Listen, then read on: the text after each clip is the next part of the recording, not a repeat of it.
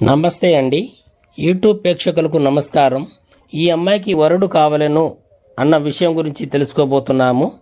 ఈ అమ్మాయికి మొదటి మ్యారేజీ అయిపోయినది. ఈ అమ్మాయి భర్త దగ్గర 3 నెలల కంటే ఎక్కువ ఉండలేదు. ఈ అమ్మాయి వాళ్ళ భర్త బాగా తాగి హింసించడం వలన ఈ అమ్మాయి భర్త దగ్గర ఉండలేకపోయింది. ఈ అమ్మాయి వయసు 25 సంవత్సరాలు. ఈమె యొక్క తల్లిదండ్రులు చిన్నప్పటి నుండే చనిపోవడం జరిగినది. ఈ తర్వాత ఈ బాబాయ్ దగ్గర ఉండి ఈ అమ్మాయికి ఆస్తి 3 ఎకరాలు ఉంటుంది.